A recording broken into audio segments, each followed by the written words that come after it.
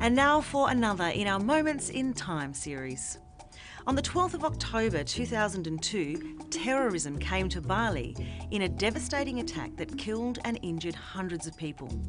The target was the liberal culture of Bali and the Western tourists who are the mainstay of its economy.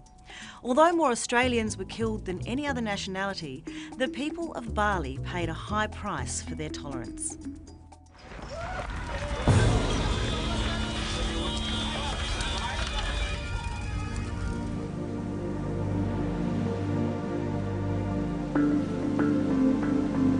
Bali has long been considered an island paradise, a peaceful destination for tourists from all over the world. And then, on the 12th of October 2002, two terrorists exploded bombs in the tourist district of Kuta. They killed 202 people, including 88 Australians.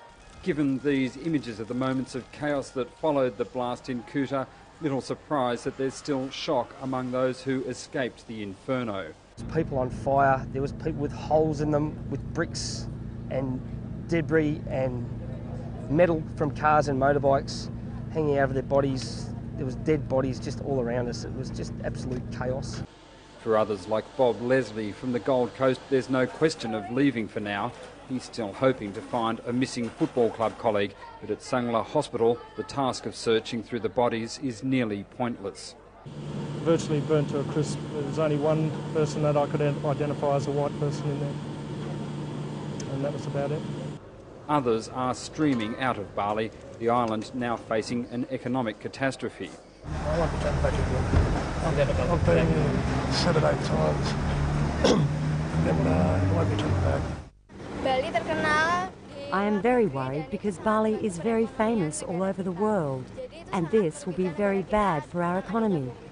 But Indonesia's government has more to worry about than just the island's potential economic collapse. In Jakarta, where scores of people gathered around a heavily secured Australian embassy to pay tribute to the dead, President Megawati Sukarno Putri convened an emergency cabinet meeting. The softly approach to terror accusations is now gone, it seems. Security Minister Bambang Yudhoyono now saying that statements denying terror activity in Indonesia had to end, admitting that the previous drive against extremists lacked intensity. All right, love. It's all right, baby. Injured and traumatised Australians flew home to emotional reunions.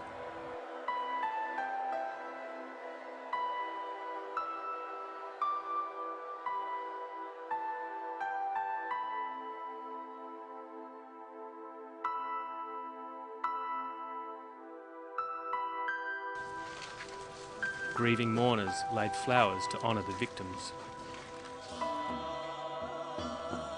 Social chaos and spiritual confusion for the Balinese, personal loss for the Australian and Indonesian friends and relatives of those who died in Kuta.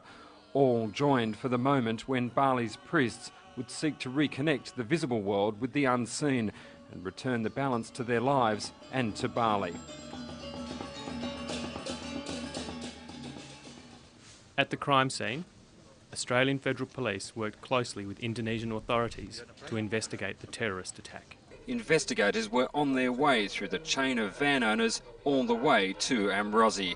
From the underling in the operation, police are now moving up the chain of the Bali bomb cell.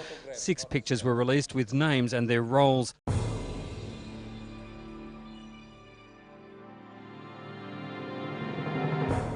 Police say the link between the Bali bomb cell and Jemaah Islamiyah still eludes them, but crucially, Imam Samudra is now listed as being a co-suspect in previous bomb attacks with alleged Jemaah Islamiyah leader Abu Bakr Bashir.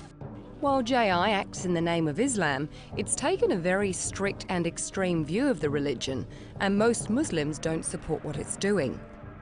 Politicians, victims' families and the ordinary public alike gathered to mark the tragic events. While the deaths were mourned, the message was that the terrorists must not be allowed to prevail. Let us not be intimidated by these outrageous acts.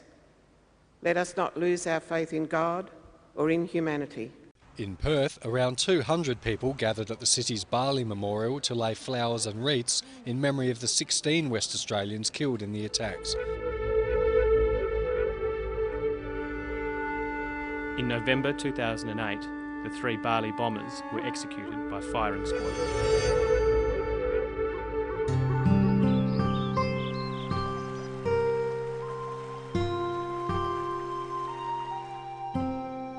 Although the attack affected Bali's economy in the short term, today it has regained its reputation as a popular holiday island.